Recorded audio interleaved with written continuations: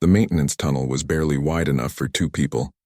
Hana crawled behind the stranger, her knees scraping against the metal floor.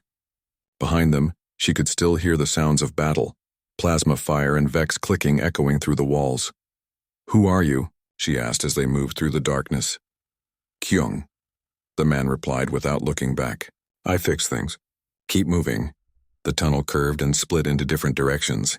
Kyung moved with confidence as if he had crawled through these passages 1,000 times. His gray jumpsuit was dirty and torn, and she could see various tools hanging from his belt. Wrenches, scanners, cutting devices. "Your maintenance?" Hana asked. "Why didn't you evacuate with everyone else?" "Someone had to keep the life support running," Kyung said. "A lot of people still trapped in different sections. Systems keep breaking down under Vex attack." They reached a junction where 3 tunnels met. Kyung stopped and pulled out a small scanner. Its screen showed a map of the station with moving dots. Red for Vex, green for humans. "Your team is still alive," he said, pointing at a cluster of green dots. "They're holding the engineering bay, but they won't last long." Hana looked at the screen. The red dots were everywhere, spreading through the station like infection. There were so many of them. "How do you know all this?" she asked. "Been watching since the attack started," Kyung replied. "Station's computer system shows everything. Where they are, how they move, what they're doing. Been taking notes." He showed her a small notebook filled with scribbled observations. Pages of notes about Vex movement patterns, attack strategies, weak points, all written in simple words and sketch diagrams. "They're not as random as everyone thinks," he continued. "They follow patterns, like water flowing through pipes. Always take the easiest path, always group together when they find food." "Food?" Hana asked. "Us," Kyung said simply. "Come on, we need to keep moving." They crawled through more tunnels. Kyung explained the station's layout as they went, where the main power lines ran, which sections had backup systems, how the air recycling worked. He spoke about the station like a doctor talking about a patient. "Been working here for 5 years," he said. "Know every bolt and wire. This place is like a living thing. It has a heartbeat, it breathes, it gets sick sometimes." They emerged from the tunnel into a small maintenance room filled with pipes and electrical panels. Kyung immediately went to one of the panels and started checking readings. "Life support is failing in sections C and D," he said. "Vex damaged the main air pumps. Got maybe 2 hours before people start choking." Hana watched him work. His hands moved quickly and surely, adjusting controls and reading displays. She had spent years learning to fight, but this man understood something completely different: how to keep things alive. "There," he said, finishing his adjustments. "That'll hold for a while longer." "You've been doing this during the whole battle?" Hana asked. Kyung nodded. "Someone has to. Fighting's important, but if the lights go out and the air stops flowing, doesn't matter who wins." He pulled up another screen showing the station's power grid. It looked like a web of lines connecting different sections. "Been working on something," he said. "Might be able to stop the Vex, but need help from someone who understands fighting." "What kind of help?" Kyung pointed to the power display. "Station's got a main power core. Big fusion reactor that runs everything.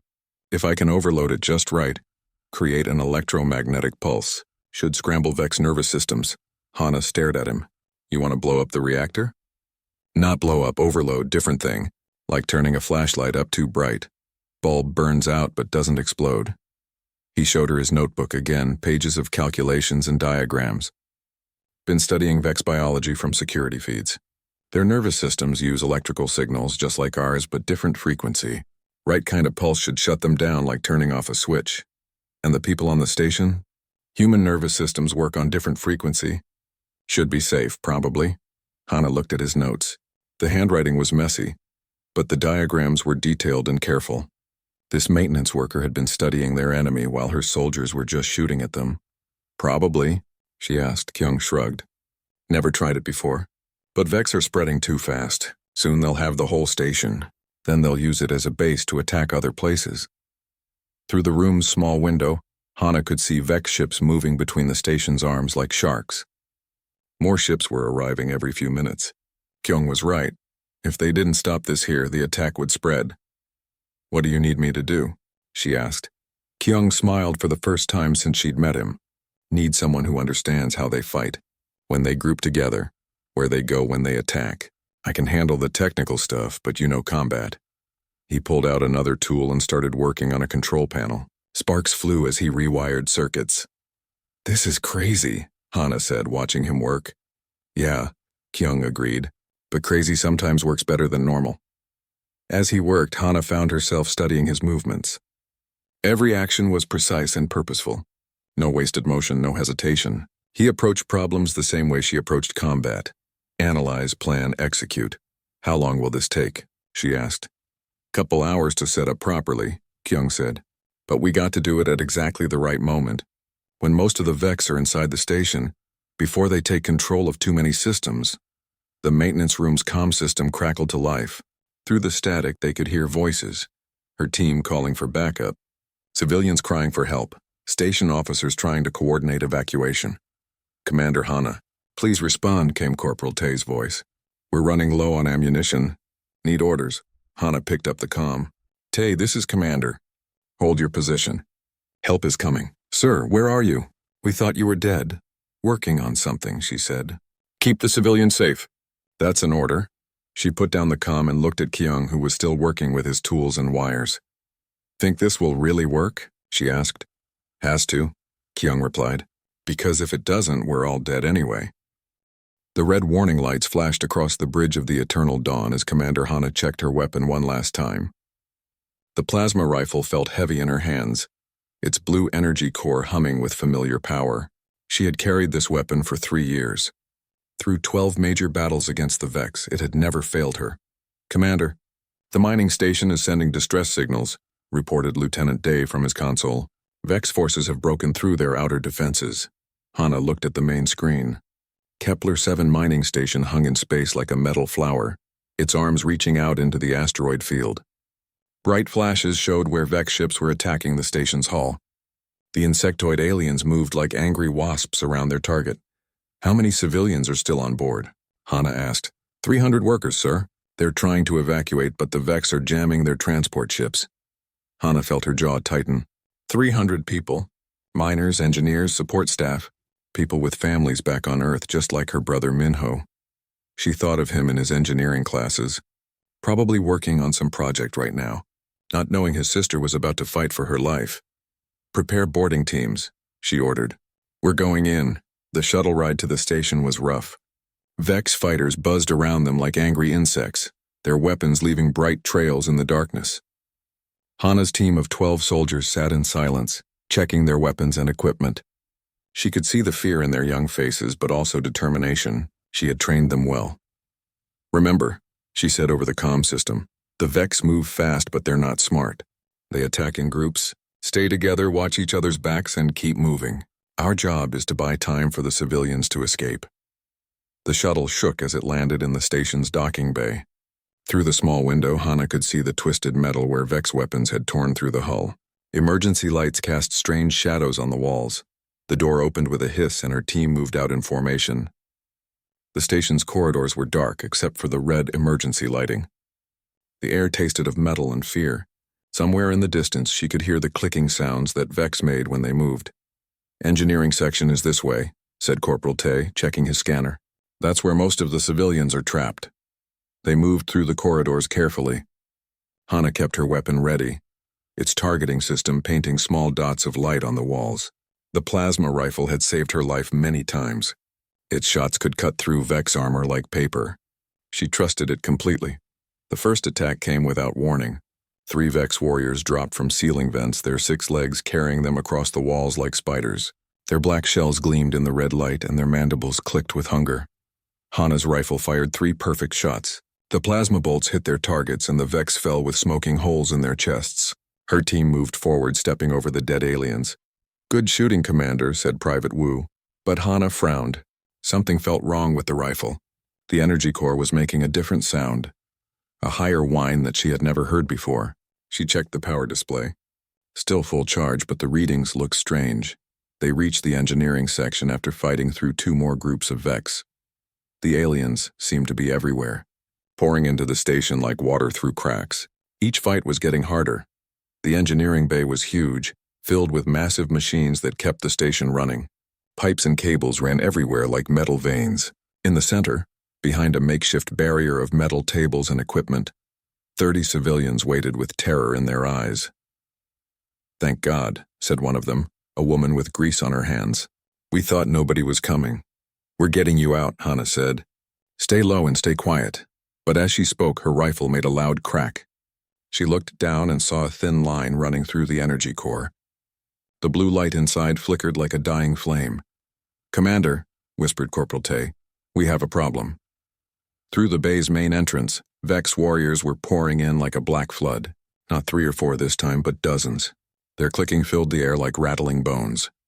Their compound eyes reflected the red emergency lights.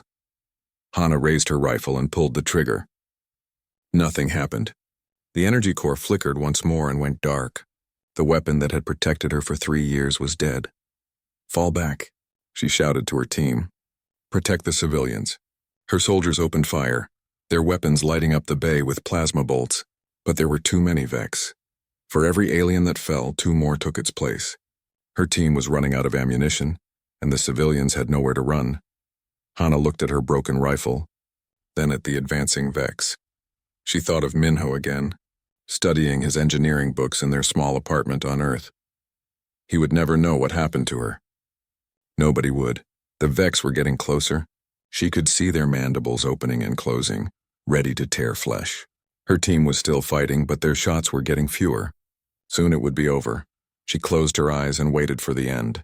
The clicking of the Vex was getting louder. She could hear their claws on the metal floor. Any second now. Then something crashed through the ceiling above her head. Hannah opened her eyes and saw a man in gray work clothes falling through the hole in the ceiling. He landed hard on a pile of equipment, rolled, and came up running. He wasn't wearing armor or carrying weapons. Just tools on his belt and determination on his face. "This way," he shouted, grabbing her hand. "Move now." Before she could ask who he was or what he was doing, he was pulling her toward a small maintenance hatch in the wall. Behind them, the Vex roared with anger at losing their prize. "My team," Hannah protested. "They're covering us," the man said. "But we need to go now or everyone dies." As they crawled into the small tunnel, Hannah heard her soldiers still fighting behind them. She didn't know who this stranger was or where he was taking her, but for the first time since her weapon broke, she had hope. Kyung led Hannah deeper into the station's core, through passages she never knew existed.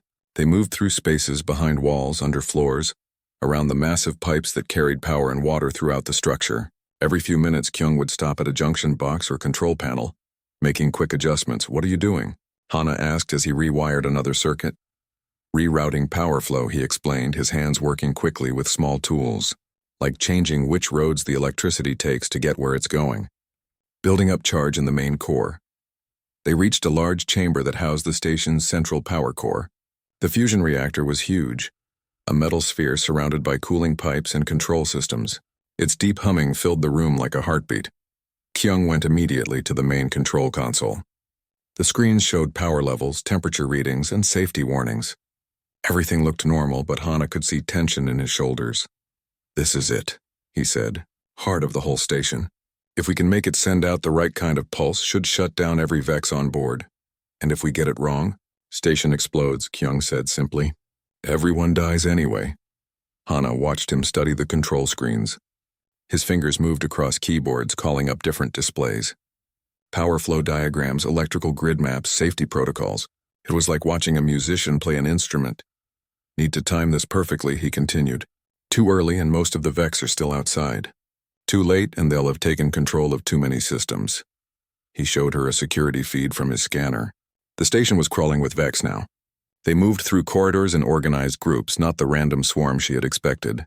Some were attacking her soldiers in the engineering bay. Others were spreading out to secure different sections. "They're smarter than we thought," Hannah said, watching the screen. "Yeah," Kyung agreed. "That's why this might work. Smart enemies have patterns. Patterns can be predicted." He pulled up more feeds showing different parts of the station. Vex were everywhere now, but they were following specific routes. The main force was still pushing toward the engineering section where her team was trapped. Smaller groups were securing the docking bays and power stations. "See?" Kyung pointed at the screen. "They want to control the important parts first. Like taking the brain and heart of a body." As they watched, more Vex ships docked with the station. Fresh waves of aliens poured through the airlocks. Hannah counted at least 50 new arrivals. "We're running out of time," she said. Kyung nodded and started working on the reactor controls. His movements were faster now, more urgent. Sparks flew as he bypassed safety systems and rerouted power conduits. "This is going to be loud," he warned, "and bright. And the station's going to shake a lot. Will it hurt people? Shouldn't. Electromagnetic pulse affects nervous systems, not bodies. But never tried it on this scale before." The reactor's humming grew louder as Kyung made his modifications. Warning lights started flashing on the control console. Temperature readings climbed steadily upward. "Safety systems are screaming," Kyung said, wiping sweat from his forehead. "Computer wants to shut down the reactor. Can you override it?" "Already am. But it's fighting me every step of the way." The comm system crackled again. This time it was Lieutenant Day from the ship. "Commander Hana, the Eternal Dawn is taking heavy fire. Vex ships are targeting our engines.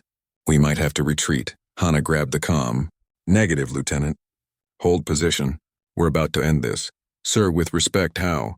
Your boarding team was lost in the station?" "Trust me," Hana said. "Just hold position and be ready." She put down the comm and looked at Kyung, who was now working with 3 different tools at once. His face was focused and calm, even though alarms were blaring all around them. "Almost ready," he said, "but we need the Vex to be in the right positions. Most of them inside the station, grouped together." Hana studied the security feeds again. The aliens were still spreading out, but the largest group was converging on the engineering bay where her team was trapped. "My soldiers won't last much longer," she said. "They're almost out of ammunition." "I know," Kyung said. "That's actually good for the plan. Vex think they're winning, so they're getting careless, bringing more forces to finish the job." On the screen, Hana could see her team's desperate last stand. Corporal Tay and the others had built a small fortress out of equipment and furniture. They were firing carefully now, making every shot count. The civilians huddled behind them, terrified but still alive. "There," Kyung said suddenly. "That's it. Perfect formation." Hana looked at the screen. The Vex had massed their forces for a final assault on the engineering bay. Most of their troops were now inside the station, concentrated in a few key areas. "This is our chance," Kyung said, his hand hovering over the final control. "Once I do this, there's no going back." "Do it," Hana said. Kyung pressed the control. The reactor's humming became a roar. The lights in the chamber flickered and dimmed. Through the walls, Hana could hear the deep groan of the station's structure under stress. "Power building," Kyung said, watching his displays. 30 seconds to pulse, the station shook violently. On the security feeds, Hana could see Vex warriors stumbling as the floors vibrated beneath them. Some of them looked up at the ceiling as if they could sense something building. 20 seconds, Kyung called out. The lights went out completely. Only the reactor's glow provided illumination, casting strange shadows on the walls. Emergency systems screamed warnings in the darkness. 10 seconds, Kyung said. "Here we go." Hana held her breath and waited. Everything depended on this moment. If Kyung was wrong about the frequency, if his calculations were off, if the Vex nervous systems were different than he thought. 5, 4, 3, 2, 1. The pulse hit like lightning made of silence. Every light in the station went out at once. The reactor's humming stopped. The ventilation systems died. Even their scanner screens went black. For a moment, the station was as quiet as a tomb. Then, slowly, emergency systems began to restart. Red lights flickered on. The ventilation fans began to turn again. On Kyung's scanner, which had somehow survived the pulse, security feeds started coming back online. Hana leaned over his shoulder to watch. In the engineering bay, her soldiers were still alive, looking around in confusion. The civilians were scared but unhurt. But the Vex, every Vex warrior on the screen was motionless. They lay where they had fallen, their black shells gleaming in the emergency lighting. None of them were moving. Did it work? Hana whispered. Kyung checked more feeds. Corridor after corridor showed the same thing. Vex bodies lying still and silent. "Yeah," he said, allowing himself a small smile. It worked. The celebration was short. As Hana and Kyung watched the security feeds, new problems appeared on the screens. The electromagnetic pulse had disabled the Vex inside the station, but it had also damaged many of the station's systems. "Life support is failing in 3 sections," Kyung said, checking his readings. "Artificial gravity is gone in the docking bays, and the main computer is running on backup power only. Worse than that, more Vex ships were arriving outside. Their scanners showed at least 20 new vessels approaching the station.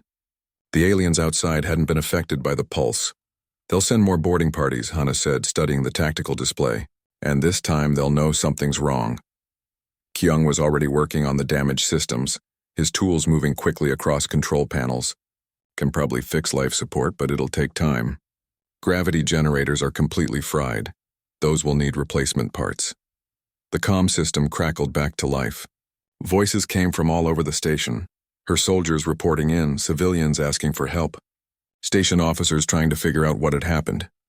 "Commander Hana," came Corporal Tae's voice, full of relief. "The Vex just stopped. They all fell down at the same time." "What happened?" "Later, Corporal," Hana replied. "Right now I need you to secure the engineering bay. Check on the civilians and prepare for possible counterattack." "Yes, sir." "But Commander, where are you?" "We still don't know your location." Hana looked at Kyung, who was deep in his work fixing broken systems. "I'm with someone who's keeping us all alive," she said. As Kyung worked, he explained more about the station's problems. The pulse had been necessary to stop the Vex, but it was like using a hammer to fix a watch. Effective, but messy. "Main power grid is unstable," he said, showing her fluctuating readings. "Computer systems are confused. Some sections think there's a fire, others think there's a hull breach. Can you fix all of this?" "Some of it. But need help. Station's too big for one person to repair everything." Hana thought about her training. She knew weapons, tactics, how to fight battles. But she was starting to realize that keeping people alive required different skills. Skills like Kyung's. "Teach me," she said. Kyung looked surprised. "What? Show me how to help." "I can't fix fusion reactors, but I can follow instructions." For the next hour, Kyung taught Hana the basics of station maintenance. How to read power flow diagrams. How to reroute circuits when systems failed. How to prioritize repairs when everything was broken at once. "Life support first," he explained. "Always. People can live without lights or gravity for a while, but not without air." They worked together, moving through different sections of the station. Kyung would diagnose problems and explain what needed to be done. Hana would follow his instructions, using tools she had never touched before. It was harder than fighting. In combat, you had clear enemies and simple objectives. Here, every problem led to 3 more problems. Fix one power relay, and you discovered that 2 others were also damaged. Restore airflow to one section, and pressure alarms started going off somewhere else. But gradually, they made progress. Life support came back online in the damaged sections. Emergency lighting was restored throughout most of the station. The computer systems stopped sending false alarms. "You're learning fast," Kyung said as Hana successfully repaired her 3rd circuit panel. "Good, teacher," she replied. As they worked, Hana found herself thinking about the difference between destruction and creation. Her whole career had been about breaking things. Enemy weapons, alien ships, hostile defenses. But Kyung spent his days building and maintaining, keeping complex systems running smoothly. "Why did you stay?" she asked as they crawled through another maintenance tunnel. "When the evacuation order came, why didn't you leave with everyone else?" Kyung was quiet for a moment. "Had a choice," he said finally. "Save myself or maybe save 300 other people." Wasn't really a choice. They emerged into another maintenance room, this one filled with water recycling equipment. Kyung immediately went to check the systems, his scanner showing multiple problems. "Water pumps are damaged," he said. "If we don't fix this, people start getting thirsty in about 6 hours." As he worked, Hana monitored the security feeds. The new Vex ships had docked with the station, but they weren't sending boarding parties yet. Instead, they seemed to be scanning the station, trying to understand what had happened to their forces. "They're being careful now," she observed. "They know we have some kind of weapon." "Good," Kyung said, not looking up from his repair work. "Careful enemies make mistakes. What do you mean?" Kyung pointed to his scanner, which showed the positions of the new Vex ships. They were all clustered around the main docking bays, concentrated in one area. "They're thinking like soldiers," he explained. "Secure the entrances, control access points, establish beachheads." But stations aren't military bases. They're like big machines with lots of moving parts.